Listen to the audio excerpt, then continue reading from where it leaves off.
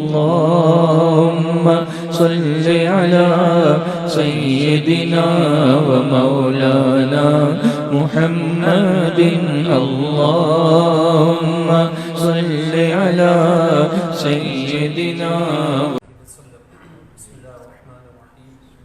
نوائت سنت الاعتکاف۔ حضرت بلال بن حارث مزنی رضی اللہ تعالیٰ عنہ سے مروی ہے کہ حضور صلی اللہ تعالیٰ علیہ وسلم نے ارشاد فرمایا، جس نے میری فوت شدہ سنت زندہ کی اس کے لیے اس پر عمل کرنے والوں کا بھی اجر ہوگا اور عمل کرنے والوں کے اجر میں کوئی کمی نہیں ہوگی، اور جس نے کوئی برا طریقہ رائج کیا جس سے اللہ اور اس کے رسول صلی اللہ تعالیٰ علیہ وسلم راضی نہیں ہوتے تو عمل کرنے والوں کا بھی گناہ اس پر ہوگا اور عمل کرنے والوں کے گناہ میں کوئی کمی نہیں ہوگی۔ اب اس پر جو سنت کے حوالے سے اس پر ڈیٹیل میں بات ہوئی، آخر کا جو حصہ ہے اس پر کچھ باتیں کرنی تھی کہ جس نے برا طریقہ رائج کیا جس سے اللہ اور اس کے رسول صلی اللہ تعالیٰ علیہ وسلم ناراض ہوتے ہیں، تو جتنے لوگ اس پر عمل کریں گے ان سب کا گناہ اس بندے پر ہوگا جس نے برا طریقہ رائج کیا۔ یہ واقعہ آپ نے سنا ہوگا علماء سے کہ دنیا میں جو پہلا قتل ہوا، آدم علیہ السلام کے جو دو بیٹے تھے حابیل اور قابیل، ان دونوں میں لڑکی سے شادی کرنے کے حوالے سے، کیونکہ اس زمانے میں ایک ہی وقت میں ایک لڑکا ایک لڑکی پیدا ہوتے تھے،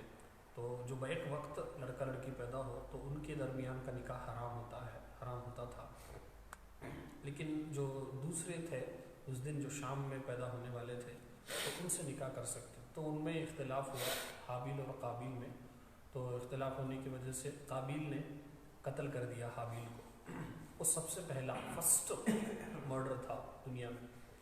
تو اب علماء فرماتے ہیں مفہوم حدیث کا کہ قیامت تک جتنے بھی قتل ہوں گے ان سب کا وبال جو ہے قابیل پر ہوگا، کیونکہ قابیل نے سب سے پہلا قتل کیا۔ تو اس طریقے سے جو بھی برا کام غلط کام جو بھی شروع کریں گے ان سب کا وبال جو ہے جتنے لوگ بعد میں کریں گے ان سب کا وبال جو ہے شروع کرنے والے پر ہوگا۔ اسی لیے جانے انجانے میں ایسا نہ ہو کہ میرے سے بھی اور آپ سب سے بھی کوئی برا کام رائج ہو جائے جس کی وجہ سے یا کوئی گناہ کوئی غلط کام میری وجہ سے بہت سارے لوگ سیکھ کر اس کے گنہگار کے مرتکب ہو اور اس کا وبال ہم پر بھی ہو۔ ایسی بہت ساری چیزیں ہمارے خاندانوں میں رائج ہے، خاص کر ہمارے گھر کی جو بڑی بوڑھیاں ہیں یا گھر کے کچھ بڑے لوگ جو ہے وہ بات بات پر زبان سے گالیاں بکتے ہیں،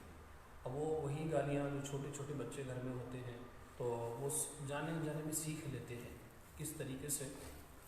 وہ گالیاں بکتے ہیں، اسی طریقے سے وہ جو چھوٹے بچے ہیں وہ گالیاں سن لیتے ہیں۔ اب یہ وبال جو ہے بڑے لوگوں پر ہوگا، اب کیونکہ بڑے لوگوں کو کوئی بولنے والا کوئی پوچھنے والا نہیں ہوتا، گھر کے یہی بڑے ہوتے ہیں، تو یہ ان کی گالیاں دینے کی عادت اور بری باتیں کرنے کی عادت جو ہے، بات بات پر لوگوں کو تانا مارنے کی عادت، یہی چیزیں جو ہے خاص کر عورتوں کے اندر جو ہے بڑی بوڑھیوں کے اندر یہ چیزیں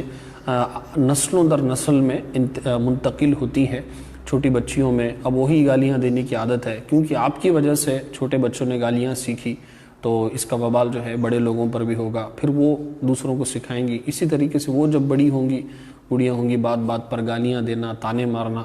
یہی چیز جو ہے دنیا بھی برباد کرتی ہے آخرت بھی برباد کرتی ہے۔ تو اس لیے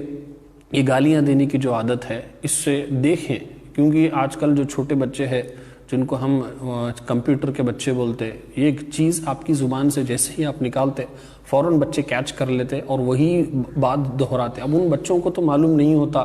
کہ جو گندی بات آپ بول رہے ہیں کیا یہ کس حد تک یہ گندی اور غلیظ بات ہے، لیکن وہ بچے سیکھ لیتے۔ غصے میں لڑائی جھگڑے میں شوہر سے لڑائی جھگڑا ہو رہا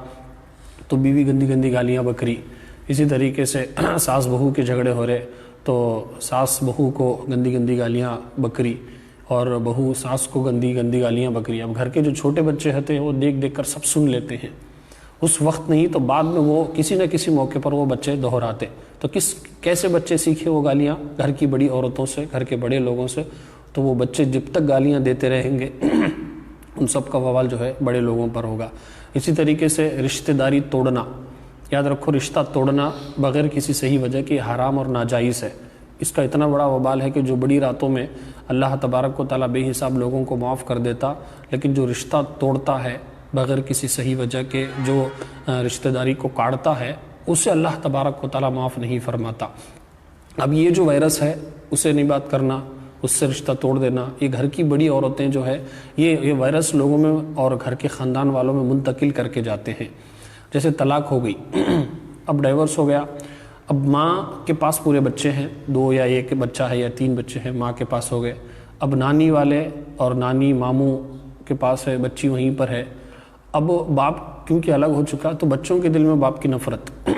اگرچہ ماں باپ میں جدائی ہو چکی لیکن باپ کا حق اب بھی ہے، اب اس بچے کے اندر ایسی نفرت ماں بھر دی باپ کے حوالے سے۔ اسی طریقے سے ننیال والے پورے بھی، اب وہ بچے جب بھی باپ کو دیکھیں گے گھور کر دیکھیں گے، نہ باپ سے بات کرنے کے لیے تیار ہے، نہ باپ کا ادب احترام کرنے کے لیے تیار ہے۔ کیونکہ ماں نے اور جھگڑے کی وجہ سے ننیال والے پورے لوگوں نے بچے کے دل میں اور بچوں کے دل میں باپ کی نفرت بھر دی۔ اب جب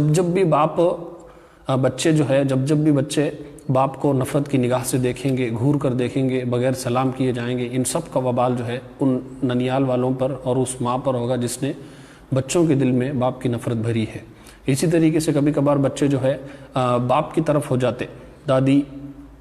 اور جو چاچا پھوپھو وغیرہ ہیں ان کی طرف آ جاتے، بچوں کو ماں سے ملنے سے روک دیا جاتا ہے، کئی سال ہو جاتے اور ماں کے دل میں نفرت اور ماں کی نفرت جو ہے بچوں کے دل میں ہو جاتی، تو بچے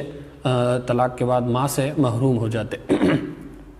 اب ماں سے نہ ملتے ہیں، اور ماں سے نہیں صرف کہ ماں نانی ان خاندان والوں سے سب سے نفرت کرنے لگتے ہیں۔ تو یہ سب کا وبال جو ہے ان پر ہوگا، ددیال والے جو ہے جنہوں نے نفرت بھری بچوں کے دل میں۔ اسی طریقے سے پراپرٹی کے حوالے سے پھوپھو سے بات نہیں کرنا، چاچا سے بات نہیں کرنا، خالہ سے بات نہیں کرنا، چھوٹی چھوٹی چیزوں پر ایسی کوئی شریعت جہاں بدعقیدہ ہے یا واقعی مرتد ہو گئے ایسا بڑا گناہ ہے تو شریعت اجازت دیتی ہے کہ آپ رشتہ داری کو توڑو، لیکن ہمارے ہاں چھوٹے چھوٹے وجوہات پر رشتہ داری کو توڑ کر کئی سال ہو جاتے۔ کبھی کبھار جو ہے ماں دادی سے ملنے سے روکتی، دادی سے اور پھوپھو کی نفرت ہے نا بچوں کے دل میں ڈالتی، اب یہ جب تک بچہ ماں باپ کے مرنے کے بعد بھی وہی نفرت لے کر بچہ جیتا، نہ رشتہ داریوں سے ملتا، نتیجہ یہ ہوتا کہ اس بچے کا جتنا بھی وبال ہوگا وہ ان ماں باپ پر ہوگا، ان بڑے لوگوں پر ہوگا جنہوں نے رشتہ داری توڑنے پر ان بچوں کو مجبور کیا۔ اسی لیے یہ جو رشتہ داری توڑنا ہے یہ گناہ جاریہ بن سکتا ہے، تو ان چیزوں کا خیال کریں، اور بہت سارے گناہ ہیں، آپ خود دیکھیں، سوچیں اور معلوم کریں کہ کون سے گناہ ہیں جس کی وجہ سے ہم ان چیزوں کو معمولی سمجھ رہے لیکن اس کا وبال بھی ہم پر ہو سکتا ہے۔ اللہ تبارک و تعالی ہم سب کو گناہ جاریہ سے بچائے اور ہم سب کو عقل سلیم عطا فرمائے۔ مالک کریم کہنے سننے میں اگر کچھ غلطیاں ہوئی تو اپنے محبوب کے صدقے میں معاف فرما اور اس کی اصلاح کی توفیق عطا فرما۔ استغفر اللہ ربی من کل ذنب واتوب الیہ وما علینا الا البلاغ المبین۔